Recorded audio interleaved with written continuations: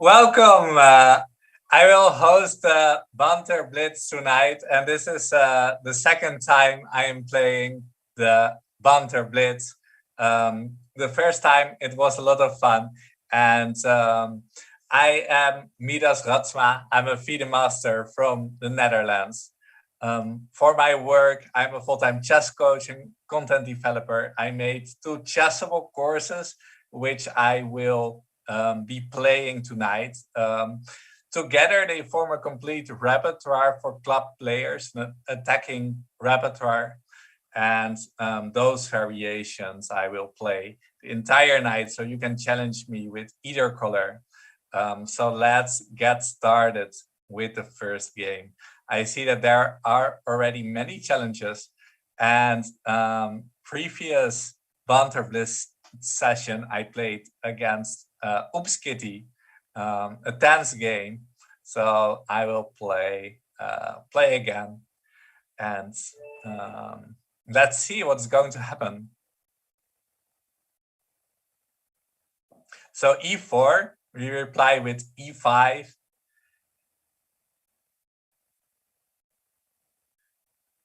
Let's see, knight f3, knight c6.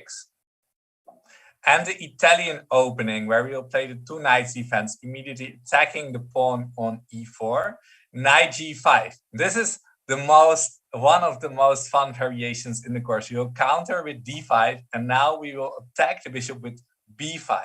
This is a stunning move. The light squared bishop is really important, and bishop back to f1 is the best move for white. But at the 1600 level, this is not played much. Now c3 is the best move, attacking the knight, and we will counter playing knight takes d5, and I will attack the knight here on g5. What Oops Kitty is already thinking. Let's see what is going to come on the board. This is a very fighting position with countless of tricks. And yeah, this bishop back to f1 is objectively the best move, but yeah, c3. Okay, so I capture the pawn, attack that knight. I will give up the knight on d4, but that's fine. This is all covered in the course. As you see, I'm already winning a lot of time here since my opponent is surprised by my opening choice, and they play a knight back to f3. Okay, that's a very interesting move. If we capture with a check, the queen has to recapture. I think that that looks fine. We are up in development. Now bishop takes b5 is a threat. We want to avoid that. So let's play just rook b8, also to ensure that when the bishop is on b7 on this diagonal, that the bishop is defended. But bishop b7 would now still run into bishop takes b5. So this position, white is a little bit slow with development. We should definitely be doing fine with black. d4 is played, opening up the center. Let me just trade these pawns to be sure that I can develop the bishop with tempo. Maybe white will gambit the pawn here to go for quick development. No, this won't happen. So I give a check, getting ready to castle. Yeah, this knight is currently pinned on c3, so I can just castle. Queen takes d5 would run into queen takes d5, losing the queen, but the knight cannot recapture. Bishop e2. Let me immediately play bishop b7, going for a discovered attack on the queen. The position is looking really comfortable here. Maybe the queen will sidestep. Bishop h6 could always be met with queen f6. I would like to pin that bishop. I don't release the tension on the pinned knight, and I put pressure on this bishop on e2. That's why bishop e3 is played. But now the queen is no longer defending the knight, so I am able to capture that knight on c3, when after a trade, I will be forking the king and the rook. and reach a winning position. I think that this should be winning for me now. I'm winning a piece here. So the opening went very well so far. Yeah, bishop h6. Yeah, when I capture the bishop, white has no time to give a checkmate because my bishop will give a check. I will give a discovered check and attack that queen and reach a winning position here. So this is just game over. I expect my opponent will resign here. Yeah, so let's scroll back a couple of moves. And this is a move in the course I'm really happy about because this move, knight g5, is a very dangerous move, and white is threatening to fork the queen and the rook immediately. Knight g5 here is also the most popular move at the 1600 level. And a lot of black players are very scared to go for this, but we will make sure this will backfire when we play d5, blocking the bishop's diagonal. And after pawn capture, we keep in mind that this bishop is a dangerous piece. If we would recapture the pawn on d5 now, white could sacrifice the knight on f7 and get a dangerous initiative. So we play b5, immediately harassing this bishop. And yeah, here bishop f1 is the best move. But even if they play the best move like they did in this game, the position remains complicated. At the club level, a lot of people capture when we capture with the queen on d5, immediately targeting that bishop and the pawn here, getting a devastating attack. So here, yeah, the best move for white would have been to capture that knight when after the queen captures, the bishop can capture that pawn with a check and we sidestep. But we main with an attack, attacking that g2 pawn, and also our bishop can come over to b7. So in the game here, I was just up in development, giving that check. And after bishop b7, I was threatening the discovered attack on the queen. When the queen sidestepped, I was pinning that bishop. So white would love to castle and consolidate the position, but after castle, the bishop can come and take that knight, leaving the bishop on e2 unprotected. So bishop e3 didn't help either when the queen broke the defense on that knight, and now it was just game over. So let's play the next game. And I see a 3+2 challenge here from Shadowmate from Canada. Let's play. And we are playing with the white pieces. 1e4 is the move I recommend in my white course. Let's see, e5, knight f3, we immediately attack that pawn, knight c6, and now we are going for the Scotch gambit. At this point, the bishop and knight are not developed yet. We are ready to castle. Knight f6 comes, attacking that pawn. We will immediately put pressure on the knight and challenge black. Knight g4. This is a very popular move. White or black is attacking that e5 pawn, but we will counter that and we will castle. And when black captures that pawn, they will be in danger, as we can trade the knight, pin that knight, and win the knight immediately by attacking the pinned piece. This, after the move knight takes e5, will be the first tactic in the white course. Now bishop e7 blocks that e-file, so now I want to bring the rook over, defend that pawn. And d6 is a very good move. So if black would have castled, I've played h3, kicking the knight back to the corner when we could trade and give black doubled pawns. So now I will trade. Now the knight can go back to f6, which is a good square. Pawn takes, not the most precise. Queen takes would have been better when black would avoid doubled pawns. So now we have a better pawn structure, and I will just recapture that pawn on d4. Position is looking good. Our knight can come to d5, a powerful place in the center. I think that black should now castle and finish the development. But Shadow Mate is taking some time here. I don't really see any other options. Maybe queen b6 to put some pressure on the knight and aim at the f2 pawn, but I think it will be easy for me to defend against these threats.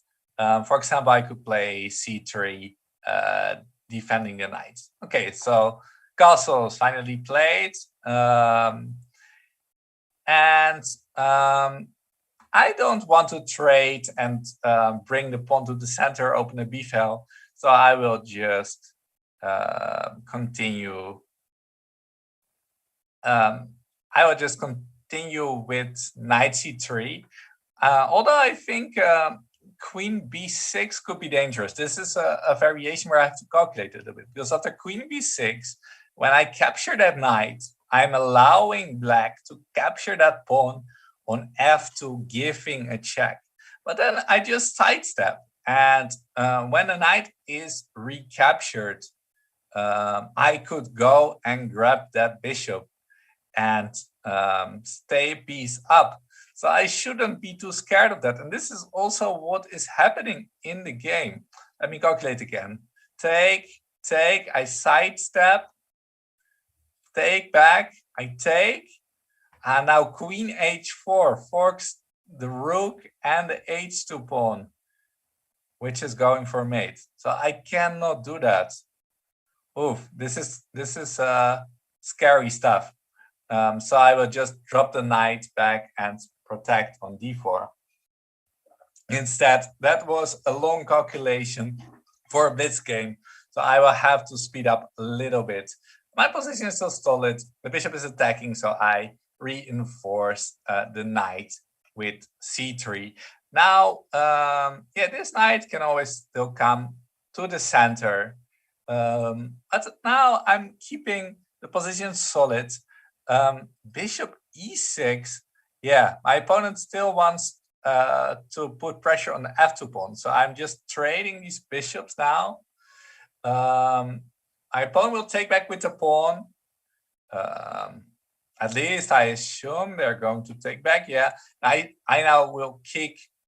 I cannot kick the knight because the bishop will take here, and then the rook is also attacking f2. So I just defend f2 immediately. Yeah, my opponent's playing very well so far. Yeah, the rook is coming closer. Now I will kick that knight, finally. And get rid of the pressure on the f2 pawn. Knight should go here to e5. Yeah, let's just now move this knight out of the way. I want to develop with bishop e3, attack that queen. Let me do that. Now I can safely bring the knight back into the center, and I can trade, and I'll attack that rook. And when the bishop drops back, I can catch that pawn on a7. The knight comes, I'm defending here on b2. If the bishop moves out of the way, my bishop will be under attack, but there's nothing this bishop can attack. Oh, he will try to trap my bishop. So let's play b4, try to save it. Can win back a pawn though. The knight drops back, so I will catch that c5 pawn. My pawn structure is weakened, but I'm a pawn up. So I put my knight on the safe d4 square. The rook will capture. I will play the rook to e1, putting pressure on that knight. If the knight moves, I have the juicy knight takes e6, forking both the rooks. So the queen comes over to protect that knight. But knight takes e6, still forks all the pieces. And okay, of course, my opponent sacrifices the knight, but what does it do? Nothing. I just captured the knight. And I think I should be winning here. I have to be a little bit careful though, because my king is looking quite weak. The queen will capture here. I think this rook is more dangerous because it could come in with mate. So that's why I eliminate that one first. I should be able to consolidate the position with rook e3, rook g3. In such a situation, when you are ahead a lot, the most important thing is to defend. My opponent's going all in for the attack, threatening to come to g5 with the rook. So I will give a check first. And now when the king moves, I will move that. The king takes the knight, but now I should just have a devastating attack. My queen is coming in. The king goes, my queen is coming in. The king should go up. And now the easiest way to win is to check on f8 and catch that queen. So what I was about to say, in a position where you are ahead a lot, the most important thing is just to stabilize the position to make sure your opponent cannot attack or checkmate you.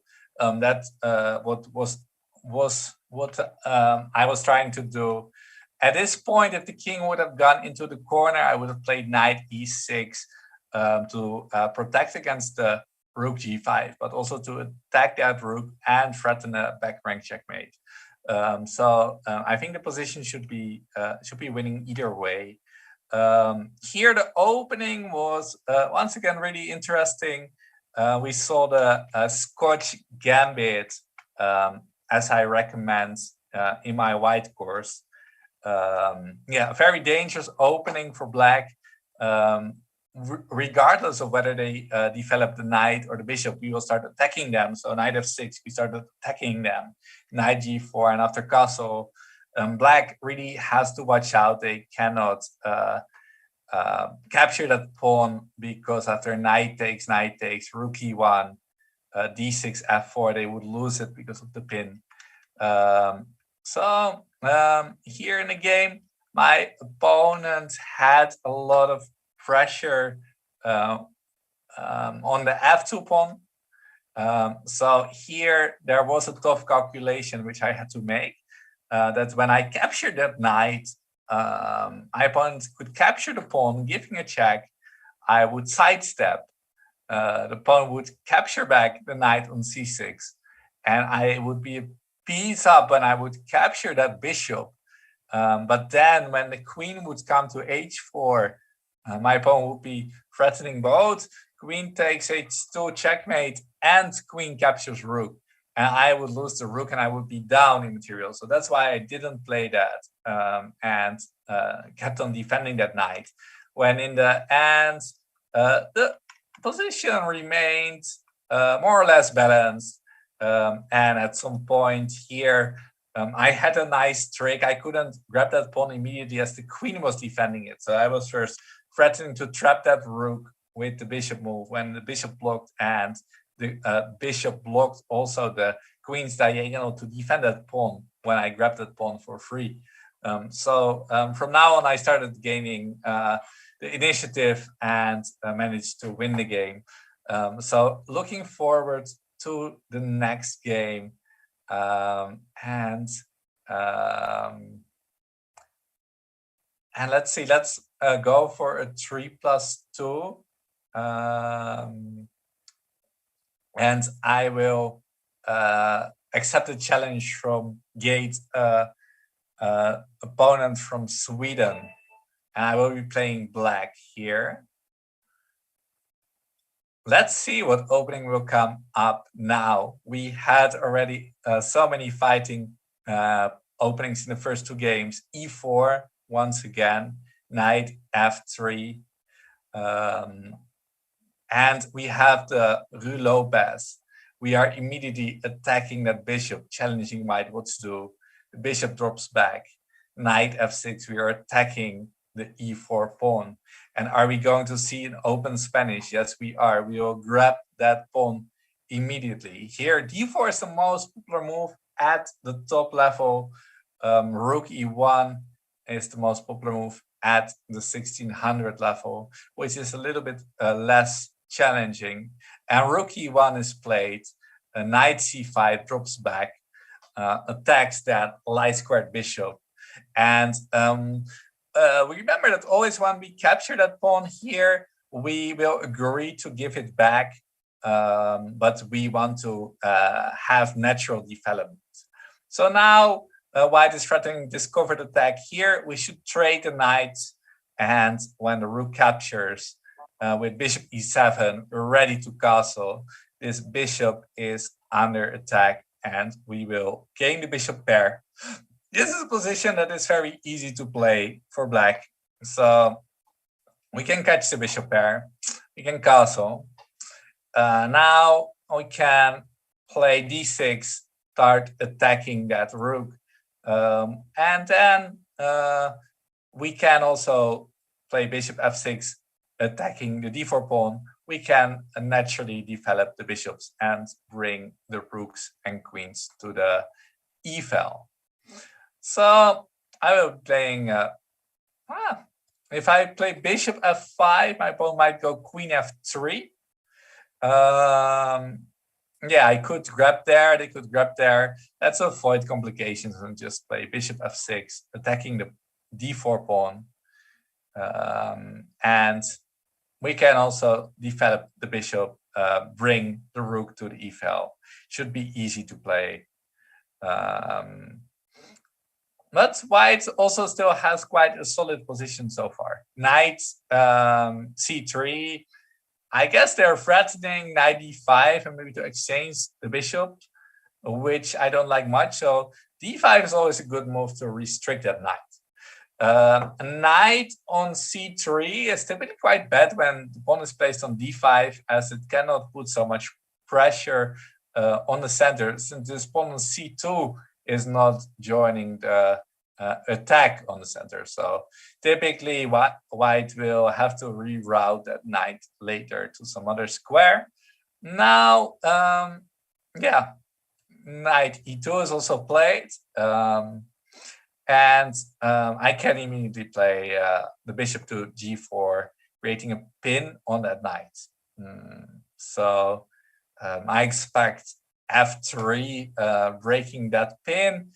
This shouldn't be too weakening for the king. Yeah, otherwise I'm not really sure what white's gonna do. Also, I plan to just play rook e1, put more pressure on that pin knight. Yeah, f3 is being played. I will drop the bishop back to f5, keeping some pressure on the c2 pawn. Both our bishops are looking at the center. Also, I can put the rooks on the open files. This is where they are most active. Bishop goes to f4. So I'll just continue with the plan, playing queen d7. Also to include this rook on a8 and to bring the rooks later to the open file.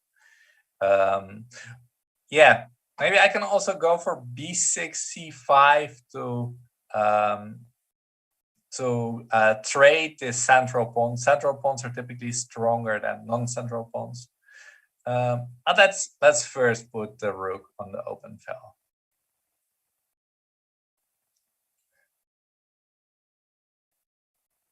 So if the knight jumps and the bishop goes back, white is not ready yet to trade both the rooks, since the queen is still defending that d4 pawn. If white will play c3, I can challenge the b3 pawn instead. Okay, so the knight goes. I drop back. Yeah, the bishops are still looking at both these pawns.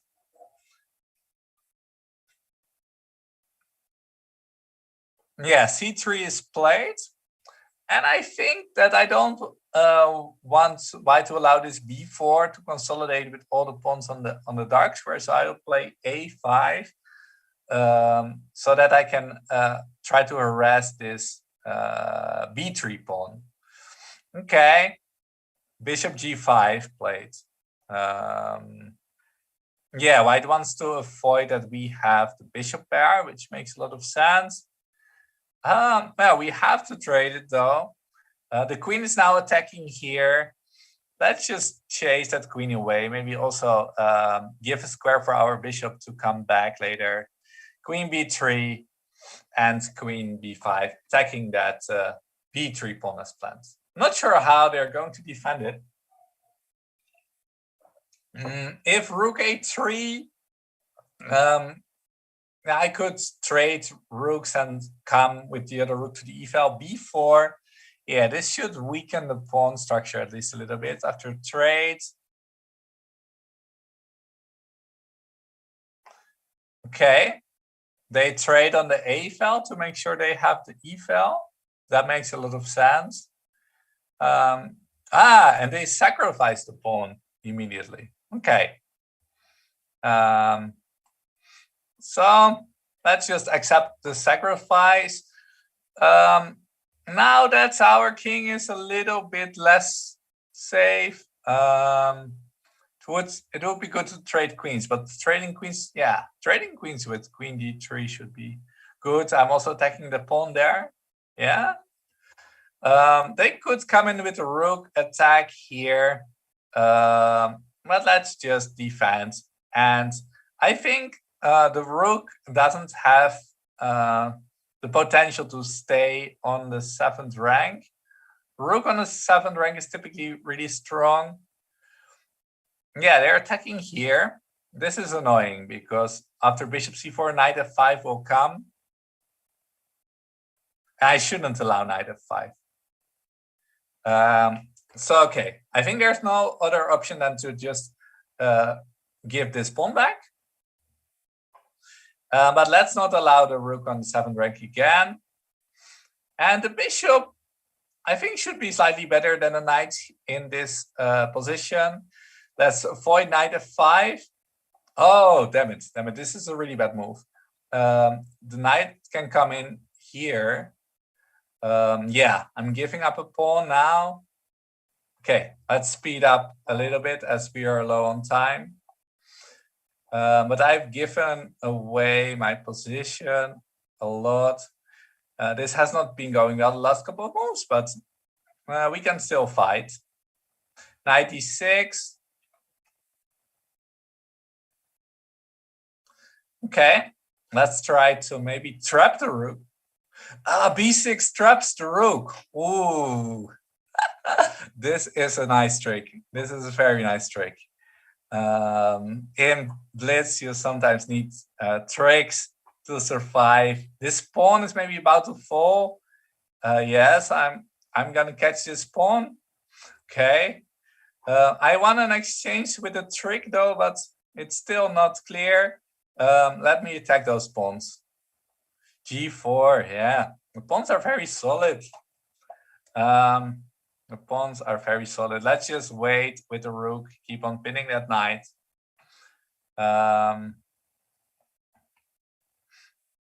Okay, my pawn is going up and down. Oh no, he's going for the attack now. I should kick away the king. Let's see how this game will continue. Okay, of course we're not playing for a draw.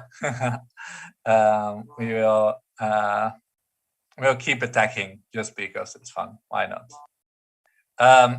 g5. Oh wow, I don't think this is good. I can just go forward. Oh no! Oh no! This is so stupid. Oh, I missed a simple tactic. Oh, now the game is completely lost. Let's just resign.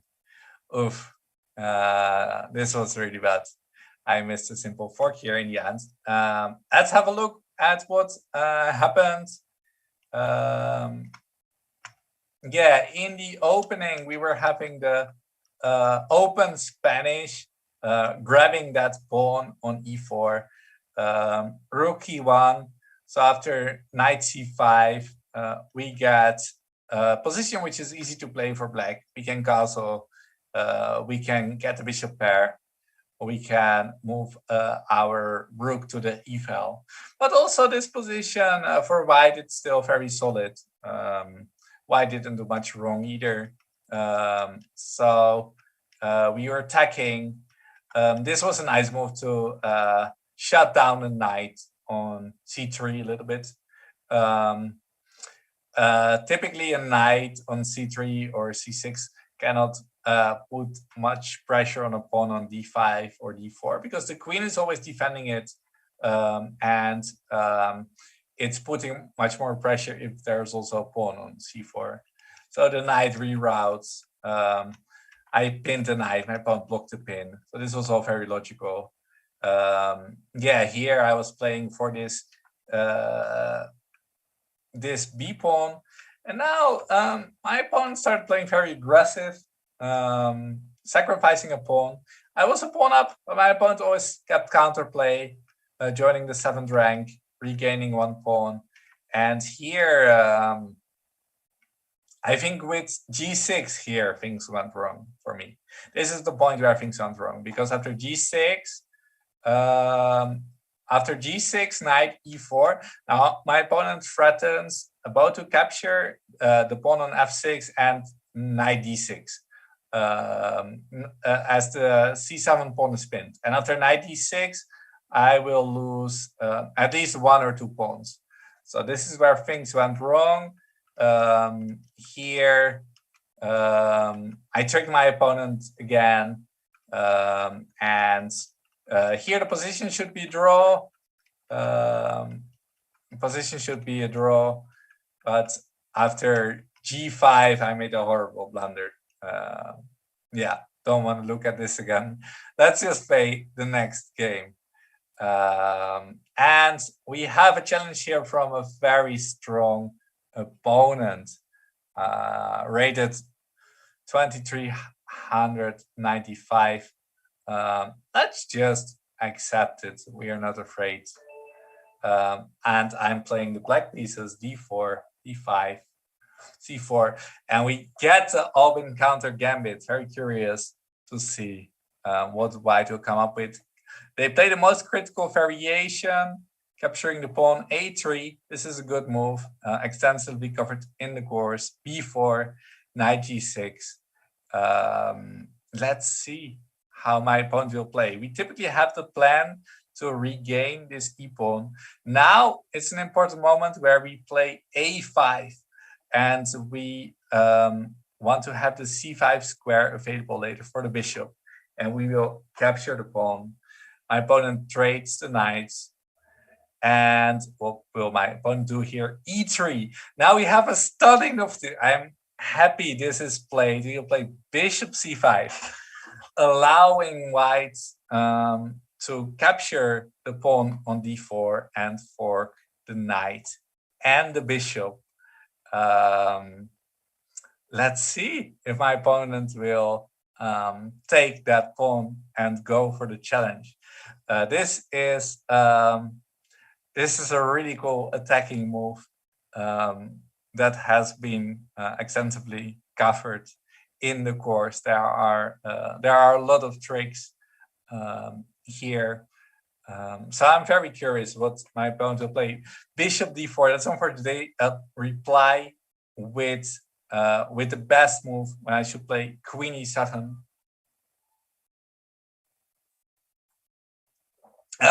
Sorry, I mixed up the move in the course. I should have gone bishop g4 first. Oops, this is not good. It's actually a mistake to play pawn takes d4 and fork the knight and the bishop,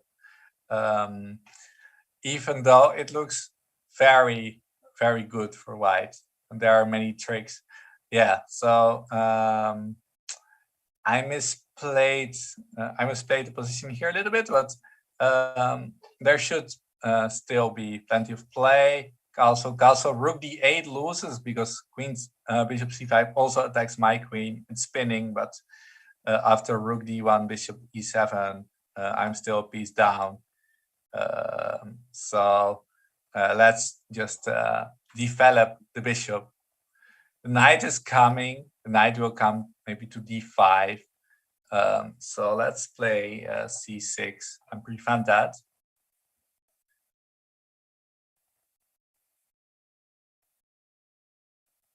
Yeah, so now I can try to pin the bishop with rook d8. Very active development here with black. I shouldn't grab that pawn on a3 though, because my queen would be defending too many pieces. My queen is already defending the knight, and when it also has to defend the bishop could first simply grab the knight, and when the queen grabs back, my bishop would fall. Queen goes to b3.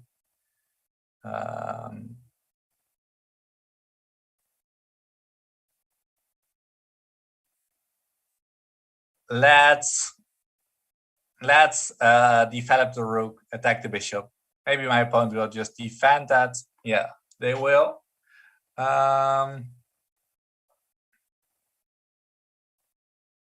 Yes, I'm trying to see if it's easy to set up an attack here.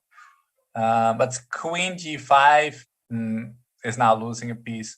I want to attack with those moves.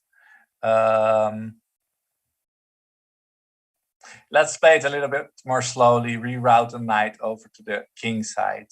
And maybe I can go for an attack later with queen g5, knight h4. The king side still looks a little bit shaky from white. We sacrifice one pawn. Position should be very fighting, especially for a blitz game. So curious how this game will develop. I think maybe soon I will trade the bishops on d4 to be able to attack with the queen on g5. I can set up all kinds of attacking ideas. Yeah, bishop f1. All right.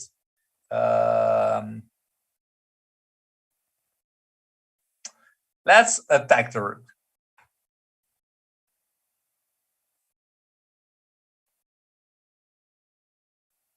Maybe I don't even want to trade the bishop, but I would prefer to go here, keep it on the board to attack. Okay, the bishop goes back now. Wait, let me think. If I capture that bishop, they should capture here, or they would lose a piece. Yeah, that would just be fine for them. Let's just retreat the bishop. Let's not trade any pieces. Keep all the tension in the position. Because we like to attack. So I could potentially drop the bishop back. Let me do that. Drop the bishop back. Threaten c5, trapping that bishop. Also aims at the king. My opponent is low on time. The position is going to be tough. Yeah, this just drops the bishop with c5. Bishop is trapped here.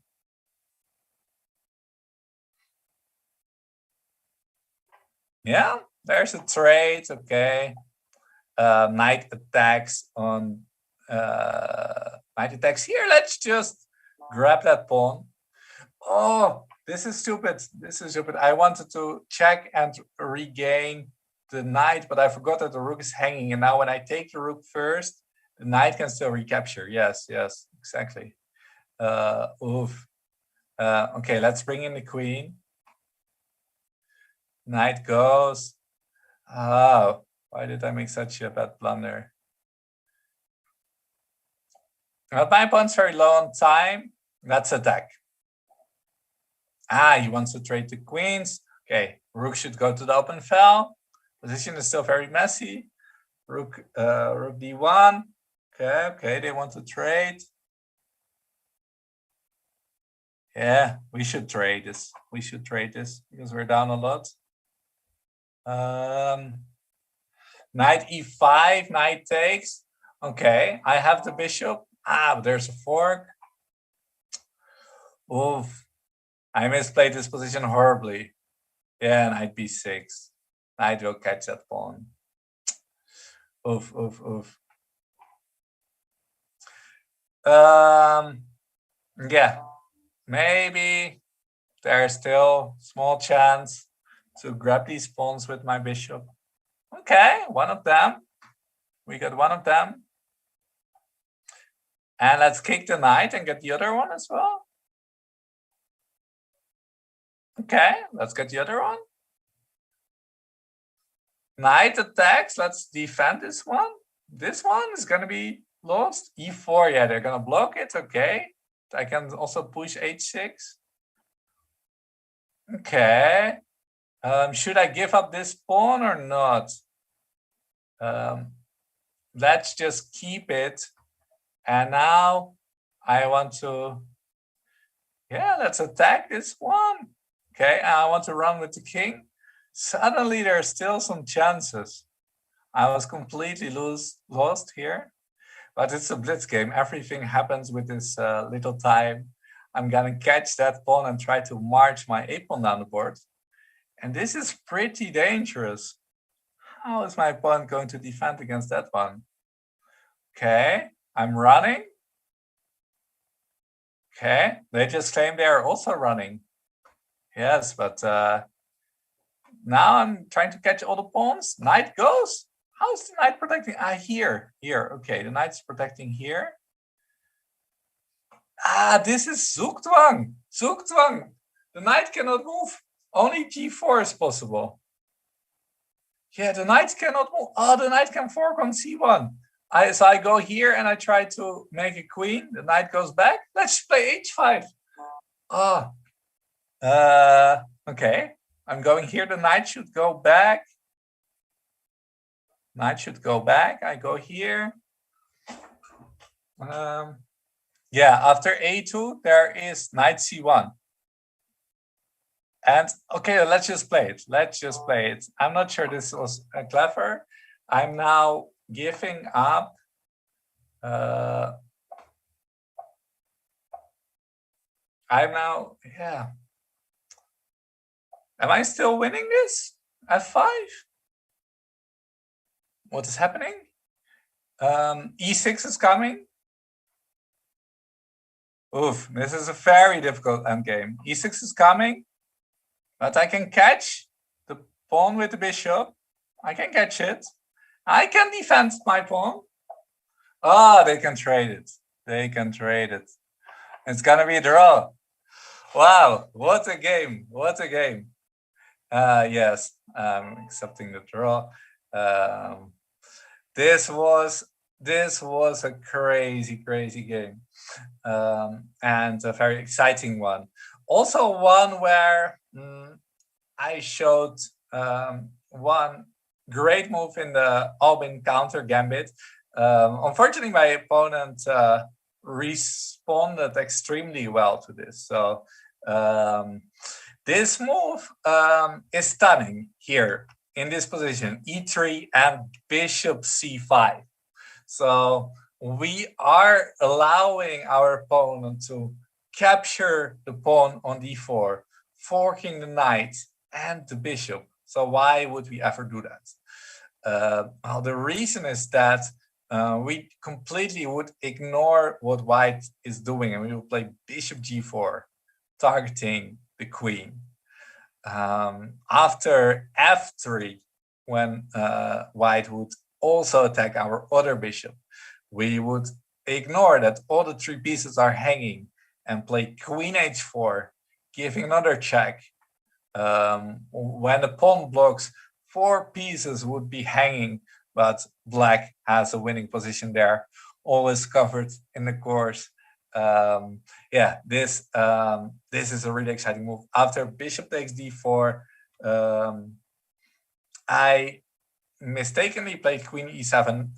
Bishop g4 here is the move in the course when the queen moves, and we can defend the knight and bishop. The knight will be coming in. The position will be extremely fighting and complicated. Let's play another game.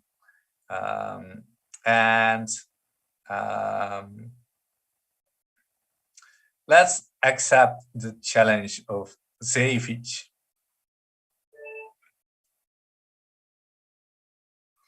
So e4, we are playing e5.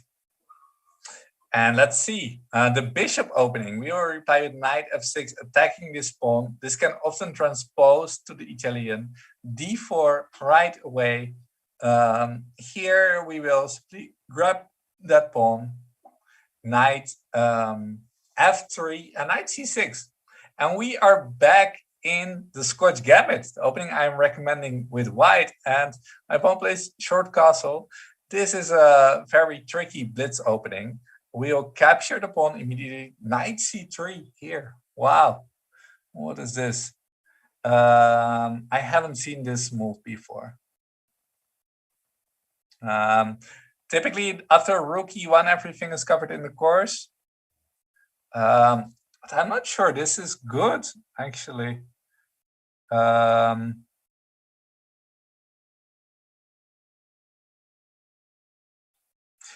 I will play knight d6, keeping an attack on the knight and the bishop. I think this should be some computer preparation from my opponent, but I'm not sure he played it correctly though, because okay, bishop e7, I'm defending. I'm still attacking two pieces, threatening to win a piece. Maybe there are a lot of traps, but I think I found quite a solid way to deal with this attacking variation. Like move 6 from my opponent really surprised me. I don't see how my opponent is going to continue the game without losing a piece now. Yeah, the knight and the bishop are under attack, and okay, the queen cannot capture because it's protected. When the knight captures, the bishop is just lost. So I think I found a really good way how to deal with my opponents. Maybe a dangerous opening trick here. Yeah, no idea what they're going to play now. Also, Zevic is spending quite some time. Yeah, when we go back to the situation here, this is a really tricky opening we have to take into account. Okay, my pawn move now, knight d5. Knight d5 keeps an eye on the bishop. Okay, so let's just take. Take. Okay. Sure, my pawn still has some attack going. Queen e2, possibly queen takes d4. Yeah, queen takes d4. Okay, attacks and attacks. Yeah, let's just completely give back this piece. But we are pawn up, and now we have nothing to worry about. d5, we develop. Queen goes. Okay. Maybe still some attack. Maybe there's still some attack. Let's attack the queen. A trade would be fine for us now, since we are just a clean pawn up. Okay, queen goes there, trying to keep the attack going. My opponent is going all in for the attack today. It seems like all my opponents are going all in for the attack today. Okay, let's develop the queen. If the bishop comes, queen f5 will pin the bishop, also attack the pawn. Knight g5, I can play h6, kick it back. So next I can develop the bishop, bring the rook over to the open e-file. Position should be fine. Yeah, let's just play it safe. Clearly my opponent doesn't like trading queens as he's so attacking. This is also a trick you can apply during a chess game when you think your opponent has a certain playing style. Let's say they really love to attack. You can just trade queens, or let's say they really want to trade all the pieces. You can try to keep them on the board. Play the game the way you like. A knight d4 attacks the bishop. We'll drop back. Rook e7 is not possible. It's blocked. Okay, the bishop comes. It's hitting nothing. Should we kick it back, or keep it there? Let's just keep the bishop there. Well, bishop is not attacking anything. Why should we chase it away? We'll move the rook to the open file. Play some logical moves. So this is a position with the pawn up. Okay, h4. Wow, this is dubious because the bishop is defending the pawn. I attack the bishop and it moves. We can just win the pawn. Yeah, okay, h5, but we get a triple pawn, but we are 2 pawns up. This should be good. It's better to just have the pawn up than this triple pawn in the game. So f3 to bring the king closer. King comes out. c5, attacking that knight. So I guess knight b3. I can play b6, supporting the pawn. Knight c2. Okay.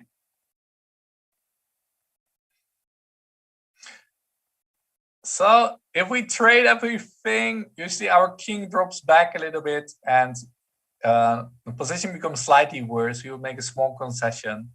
So you don't like to make small concessions. Let's just push the pawns forward.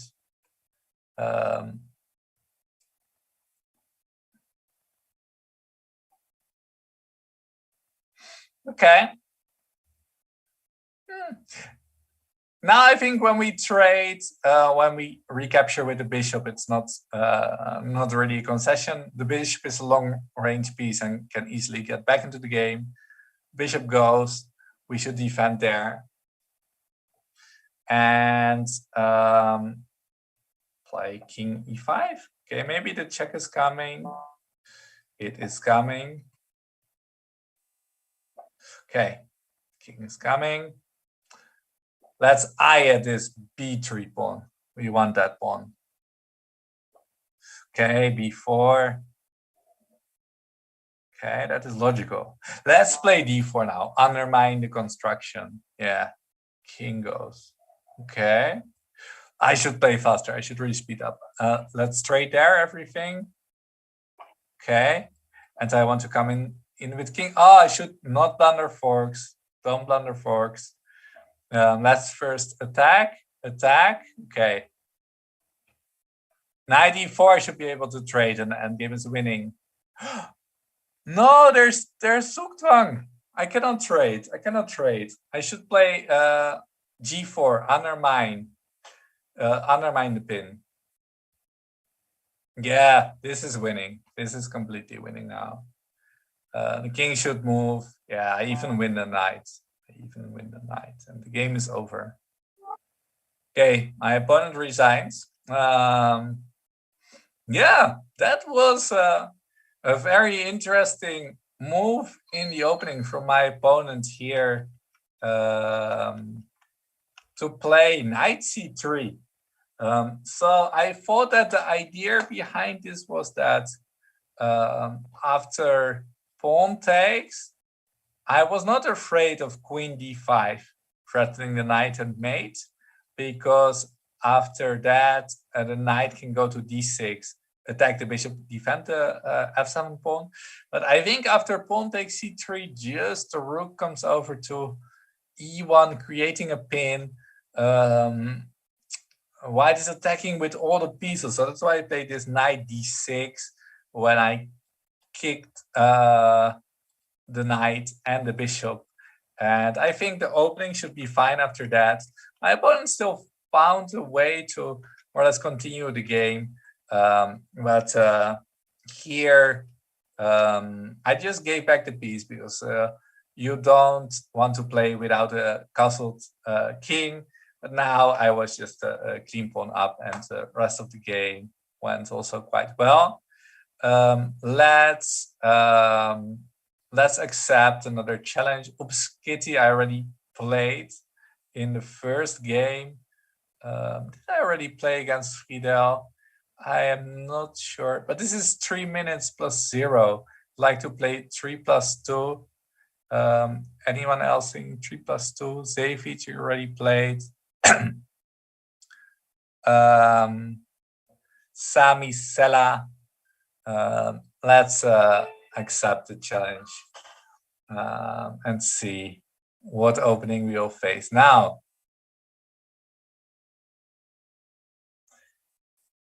No move so far. Did he stop watching the show? That's sad. Yeah, maybe I should then abort the game and start another one. Let's do that. I'm aborting the game, and yeah, oops, Kitty, I already played. Fidel, are we going to play a 3 plus 0? Can I talk so fast? Let's see. I accepted the challenge. No move? Once again? Really?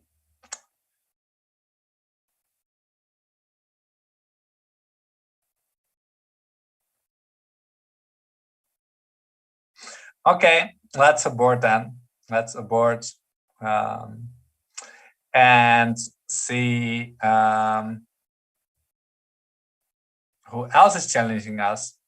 5 plus 0 will be a little bit more relaxed, but that's fine. Let's accept the challenge. Oh, I think this is a challenge from 3 months ago. It's a challenge probably still from the previous Banter Blitz I gave. That's why nobody is playing Wolves. Now I understand it. I already thought they're all the same people. So, okay, let's just play Oops Kitty again. Last session I made a draw, so this first game I won. But let's just play again. Let's see.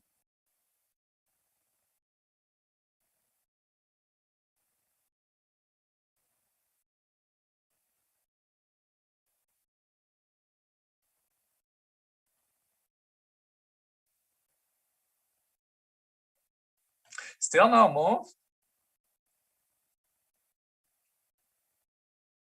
Okay, let's accept this one.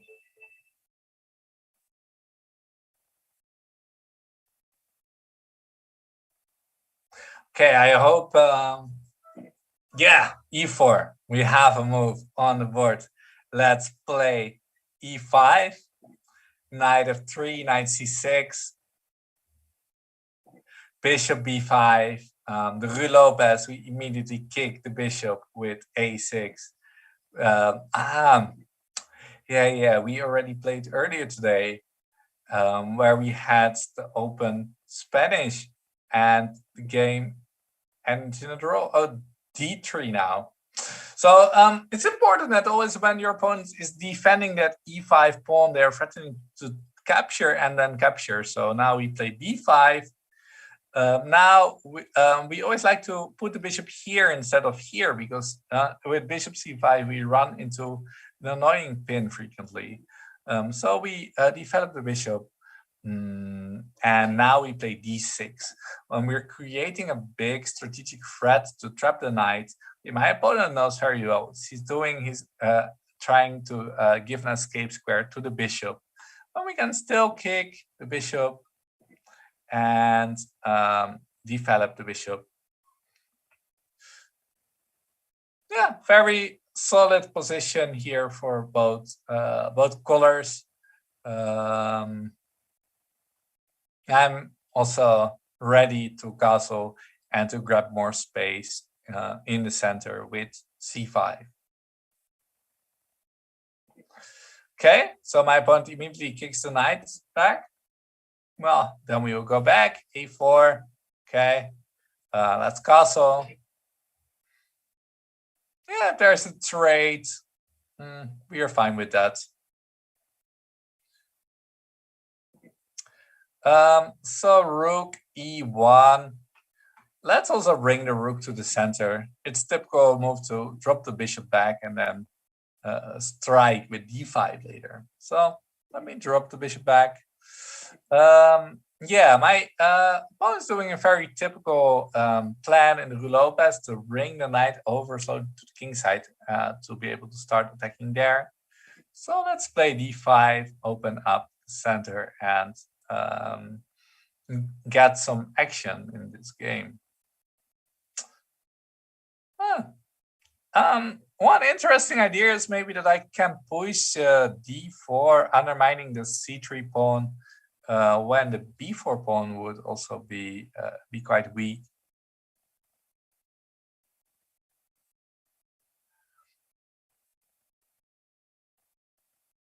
So if my pawn plays knight g3, I guess I would go d4. If they trade here, I would have an attack on these pawns. I think they should do that though, because bishop d2 can still defend the pawns. Okay, they're creating a pin on the knight.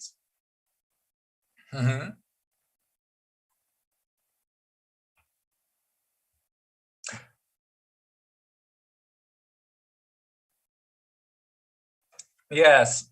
If I play d4 now, when they capture, they have the pawn to attack the pin knight. I can also counterattack the bishop. Now things would get very complicated. They can also threaten to trade the knight and then capture this pawn. What to do about this? What to do?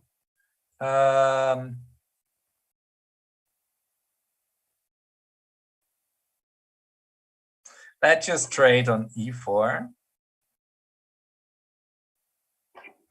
Pawn will take back. Okay.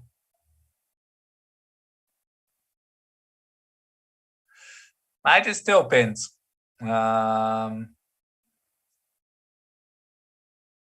So let's go back with the bishop. Knight will come over, I guess.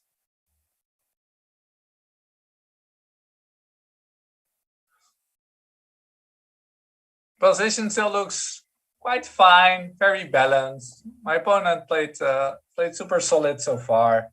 Knight comes over. Let me kick back this bishop. After bishop h4, I would be looking to go knight h5 and go to the f4 square. So my opponent trades and secures this strong d5 outpost for the knight. Very sensible way to play the game. I want to play g6 and drop this bishop back. The knight here is annoying me a little bit. I would love to exchange it. So if I drop the bishop back, I can play knight e7 to exchange, but I cannot play knight e7 yet because the bishop will be taken on f6. That is a big problem. I think my opponent will also play bishop b3, going on this a2 f7 diagonal. That looks quite strong, even though it's difficult for them to attack f7 more. Okay, queen comes, bishop drops back. Probably some. Okay. He wants to capture this pawn. Yes, of course. Yeah.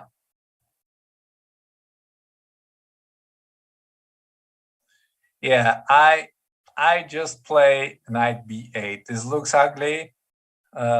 It just allows to give back or to keep this pawn for white, but I didn't like it after I take and the queen takes. There's a lot of pressure on my bishop.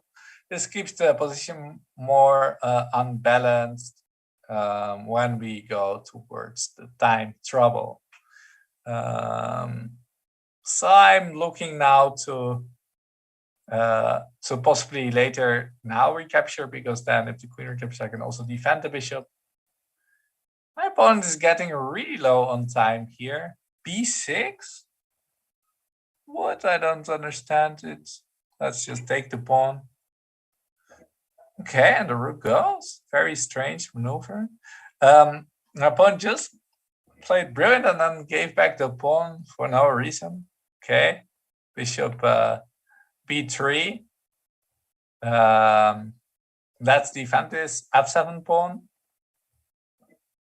Queen queen b6 attacks here. So, oh, no. This is really bad. I'm missing a simple discovered attack. And my rook will be lost. Okay, but we are low on time. Queen c5, attack the queen. Queen d5. Ooh, this cannot be good. It runs into all kinds of discovered attack, but my opponent still has the queen takes f7 resource. So when I attack something, that is a possibility. That is said, yeah, I still play this just to complicate the issue. But queen takes f7, there will be massive trade. Yeah, this is not looking good for me. There will be trade here.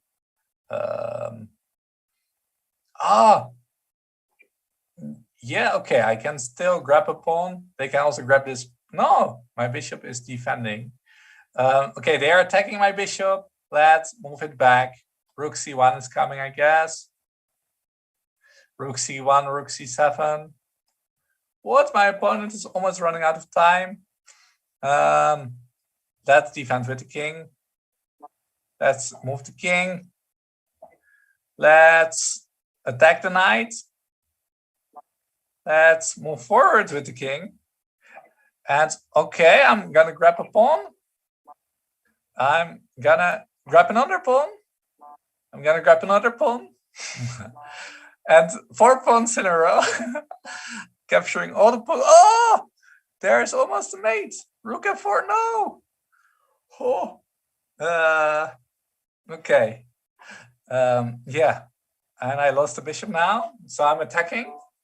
Oof. These checks are so dangerous. These checks are so dangerous.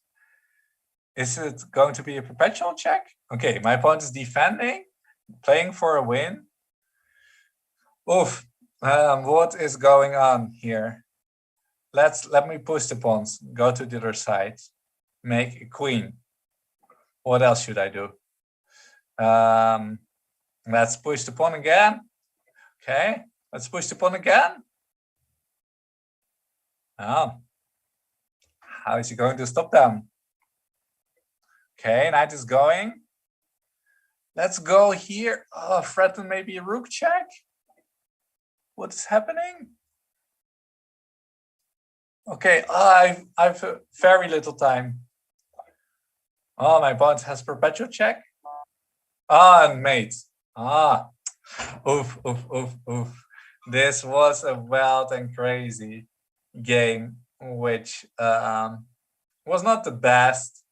My opponent played in the opening here the rouleau pass when we immediately attacked the bishop, and now he played d3, defending that pawn, threatening to capture here and here.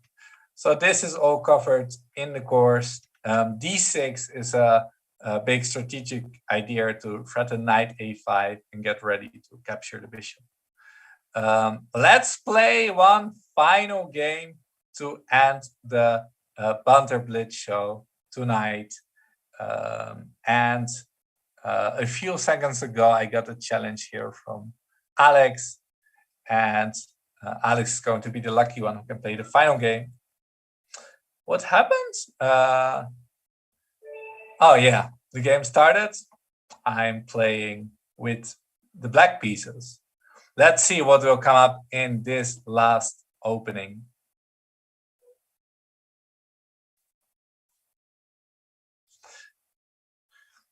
Alex is still thinking about what to play against the attacking repertoire for club players. What are you going to play, Alex? Huh? He challenges me again. What is that? Why is that? Okay, let's accept his other challenge. Connecting to the game.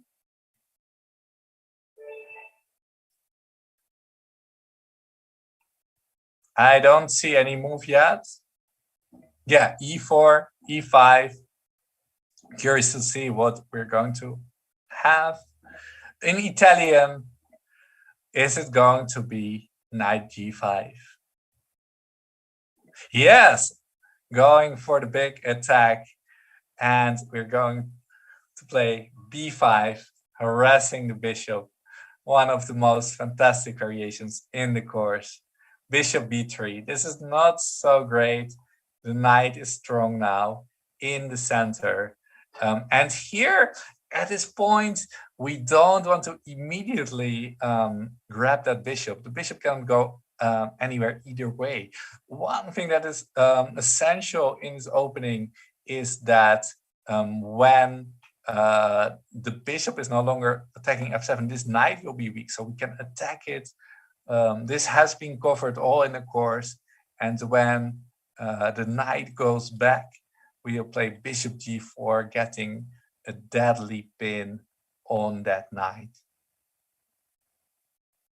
And the knight has to go back. There's nothing else to do for Alex.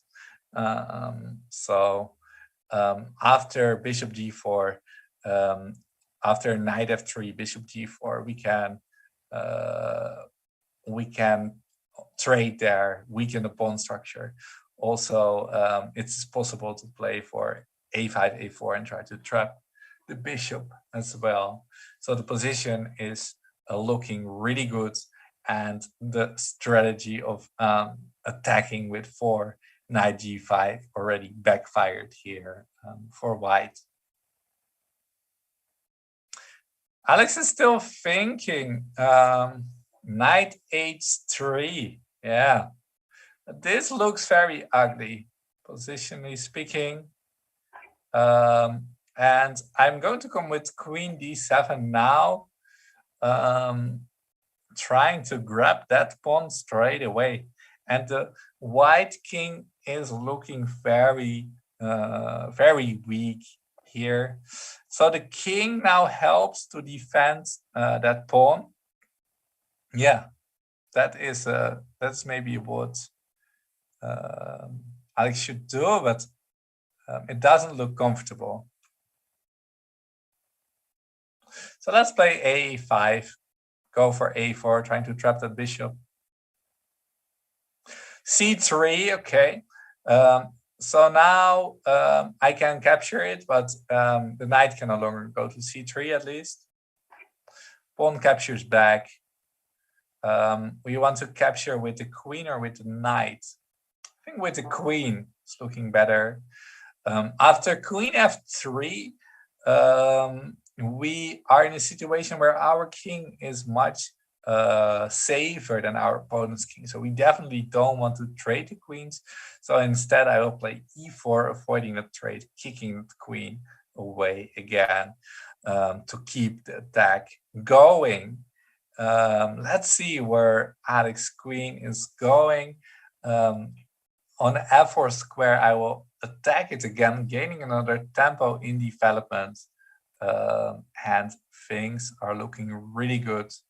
Yeah, the queen sidesteps again. And now I'm just looking to also consolidate my position, simply castle. The development from white is very, very bad. King is weak.